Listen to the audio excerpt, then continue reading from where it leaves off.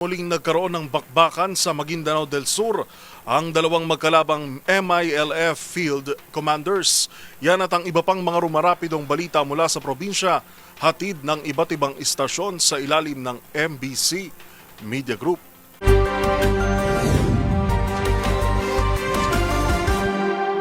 Muling nagsimula ng madaling araw hanggang hapon itong araw ng Miyerkules ang palitan ng putok na magkalabang MILF commanders na sina 128 Base Commander Zainuddin Quiaro at 118 Brigade Commander Gani Adam sa bahagi ng barangay Linantangan, bayan ng Sharif Saidona Mustafa, Maguindanao del Sur.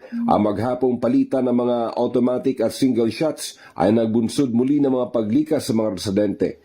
Dahil sa agad na intervention naman ng local authorities, nahinto pansamantala ang palitan ng putok.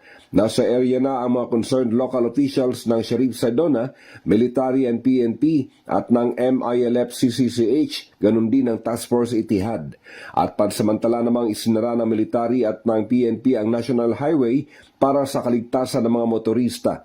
Nabatid na personal na alitan nito ng nabanggit ng mga MILF Field Commanders sa lugar na nauna nang nagkabakbakan din itong buwan ng Pebrero.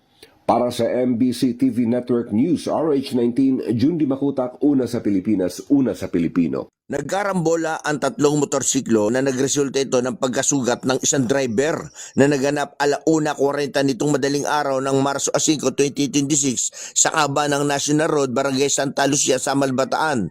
Sangkot sa insidente ang tatlong motorsiklo na Honda Beat 110, Honda PCX at Yamaha Mio. Ang Honda Beat at Honda PCX na kapwa minamaneho ng 27 anyos na estudyante na walang mga lisensya ay magkasabay na tinatakang karsada patimog habang itinutulak ng una ang ikalawa dahil sa problemang mekanikal. Pagsapit sa kurbadang bahagi ng daan, biglang pumasok sa kanilang linya ang Yamaha Mio mula sa kasalubong na direksyon na nagresulta ito sa salpukan.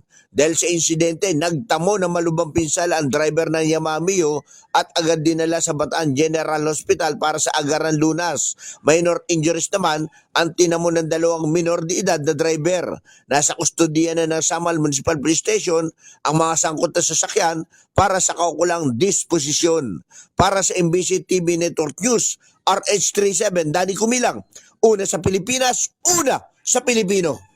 Arestado ang isang 66 anyos na lolo matapos itong magpaputok ng baril sa Sison, Pangasinan. Batay sa ulat ni Sison Chief of Police Major Jerbel Relorta, bandang alas 7 ng gabi nagresponde ang kanyang mga tauhan sa reported na indiscriminate firing at naabutan pang suspek na sukbit ng kalibre 38 baril na may 2 bala at 2 basyo. Sa investigasyon, unay pinagbabato ng bayaw ni lolo ang kanilang bahay matapos silang magkainitan dahil sa pagmumura ng bayaw sa misis ni lolo. Dahil sa sunod-sunod na batong bumagsak sa bubong ng suspek, kinuha niya ang kanyang baril at 2 beses nagpaputok.